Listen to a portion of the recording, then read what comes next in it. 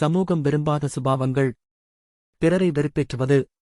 பிறரை வெறுப்பேற்றும் சுபாவம் அன்பை முறிக்கும். ஒவ்வொருவருக்கும் அவரவர் சுயகௌரவம் உண்டு. சுய கௌரவம் இழக்கும் அளவில் வெறுப்பேற்றுவது தவறு. ஒருவருக்கு வெறுப்பேற்றுவது சந்தோஷமாகவும் உற்சாகமாகவும் இருக்கும். ஆனால் வெறுப்பேறும் நபரின் மனநிலையை புரிந்து கொள்ள வேண்டும்.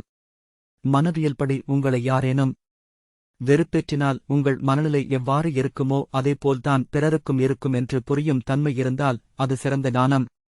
வெறுப்பேற்றுவது என்பது பரிகாசம் செய்வது இல்லை. வெறுப்பு வரத்தகுந்தபடி பேசி அவர்களுக்கு கோபம் வரச் செய்தல். இதெல்லாம் சின்னத்தனமானவர்கள் செய்யும் செயல்.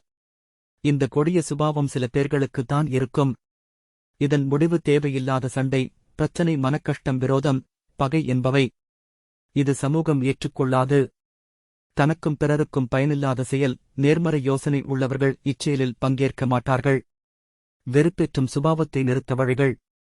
1. நமக்குள் இந்த சுபாவம் இருக்கிறதா என்று கண்டு கொள்ள வேண்டும். 2. பிறரிடம் நல்ல பேர் வாங்க வேண்டும் என நினைத்தல். 3. பிறர் விரும்பிய செயல்களைச் செய்தல். 4. வெறுப்பேற்றுவது யாருக்கும் பிடிக்காது என்று அறிந்து கொள்ளல். 5. ஒரு கூட்டத்தில் நாம் இந்த சுபாவத்தை வெளிக்காட்டினால் நம்மை பிறர் தாழ்வாக நினைப்பார்கள் என்று நம்புவது. 6. பிறரை பாராட்டி பிறர் நம்மை பாராட்ட வகை தேடுதல் போன்றவை.